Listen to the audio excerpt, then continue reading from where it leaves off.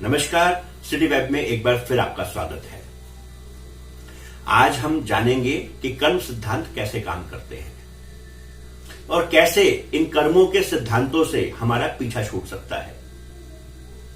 भगवत गीता में जब भगवान कृष्ण अर्जुन को जीवन की शिक्षा दे रहे थे, जीवन के नैतिक मूल्यों के बारे में बता रहे थे, धर्म क्या है यह बता रहे थे, तो उस समय अर्जुन जी को जब कर्म सिद्धांत बताया गया तो अर्जुन जी के मन में बहुत सारी जिज्ञासा उत्पन्न हुई और जिज्ञासावश अर्जुन ने पूछा, हे कृष्ण, क्या कर्म सिद्धांत हर चीज पर लागू होता है?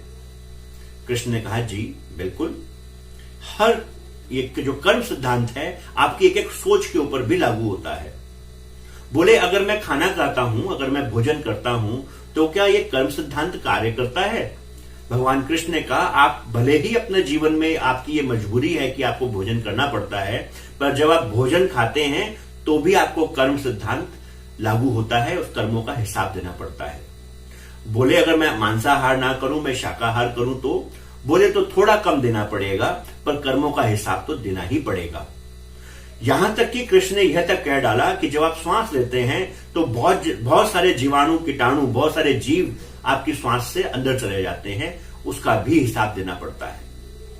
तो अर्जुन ने पूछा कि हे कृष्ण, आप जरा मुझे गाइड कीजिए, आप जरा मुझे बताइए कि यानी कि मैं कुछ भी करूंगा तो उससे कर्म बनेंगे? कृष्ण ने कहा, बिल्कुल। तो बोले, यानी कि ये मोक्ष नाम की तो कोई चीज हो नहीं सकती। आपने मुझे बताया कि जब किसी भी जीवात्मा का कर्मों का हिसाब किताब, अच्छे और बुरे कर्मों का दोनों का हिसाब किताब 0-0 हो जाता है, जब उसमें कोई हिसाब किताब नहीं रह जाता, तो वो जीवात्मा मोक्ष को प्राप्त होती है। तो कभी क्या ऐसा हो सकता है कि किसी जीव को मोक्ष प्राप्त हो? कृष्ण जी ने बताया, जी बिल्कुल ऐसा हो सकता है। तो अर्जुन ने बोला कि इस जीवन में रहते हुए भोजन करना तो हमारी मजबूरी है, श्वास लेना तो हमारी बिल्कुल मजबूरी है। कोई व्यक्ति अगर सिद्धांतों के, धर्म के हिसाब से भी चले तो भी कर्म तो उसको बनाने ही पड़ेंगे, और जब वो कर्म बनाएगा तो मुक्ति होगी नहीं। तो वो कौन सा तरीका है जिससे कि मुक्ति प्राप्त हो सकती है, जिससे इन कर्म बंधनों से छुटकारा पाया जा सकता है? अर्जुन ने यह भी पूछा, हे कृष्ण, क्या कोई ऐसा तरीका है जिससे कि मैं कर्म करूं और उस कर्म का फल मुझे ना मिले, उस कर्म का हिसाब किताब मुझको ना देना पड़े? भगवान श्री कृष्ण मुस्कुरा उठे और आपने जवाब दिया, बिल्कुल अर्जुन, एक ही तरीका दुनिया में ऐसा है। अगर आप इसकी प्रैक्टिस कर लें, अगर आप इसकी आदत डाल लें, तो आपके ऊपर आप कुछ भी कर्म करें उसका कोई भी फर्क नहीं पड़ेगा, उसका कोई भी फल आपको नहीं भोगना पड़ेगा, चाहे वो अच्छा हो चाहे वो बुरा हो।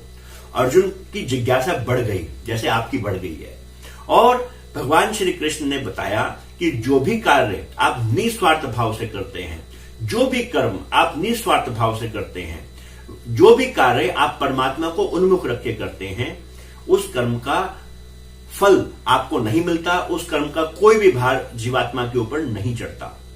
यहां तक कि अगर आप भक्ति मार्ग में आगे बढ़ते हैं, भगवान कृष्ण ने 4 मार्ग बताए, जिसमें मुख्यतः ज्ञान योग, भक्ति योग, राजयोग और कर्म योग है।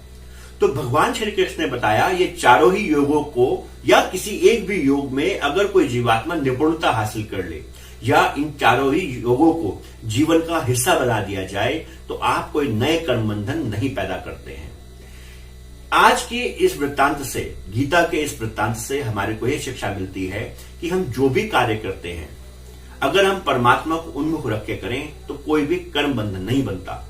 यानी कि जब हम श्वास ले रहे हैं और हम परमात्मा को ध्यान में रख के श्वास लें, तो हमारे को कोई कर्म बंधन नहीं बनता। जब हम भोजन कर रहे हैं, जो हमारी बिल्कुल बेसिक नीड है, जो बिल्कुल बेसिक जरूरत है, तो भी हमारे ऊपर, अगर हम परमात्मा को उन्मुख रख के यह करते हैं, भोजन करते हैं, तो भी हमारे ऊपर कोई कर्म बंधन नहीं बनता। यानी कि जीवन का जो भी एक्शन है, जो भी कर्म है, अगर हम धर्म को ध्यान में रख के करते हैं, अगर हम समय काल परिस्थिति के हिसाब से जो धर्म कहता है उसको सामने रख के अगर कर्म करते हैं, तो कोई कर्म बंधन नहीं होता।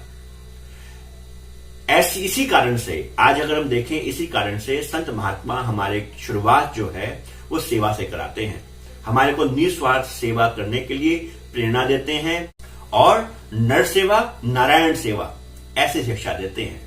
आज इस लॉकडाउन के दौरान बहुत सारी संस्थाएं लगातार नर सेवा नारायण सेवा के इस सिद्धांत के ऊपर काम कर रहे हैं, अपने भाई बहनों की मदद कर रहे हैं। अभी इस सेवा को करने से परमात्मा का जो सुख उनको मिलता है, उनकी जुबानी आप हमारे ही चैनल पे अलग अलग खबरों के द्वारा जान सकते हैं। एक बार फिर हम आपको मिलेंगे कल सुबह एक नई कहानी के साथ, एक नई प्रेरणा के साथ। आज के लिए इजाजत चाहूंगा।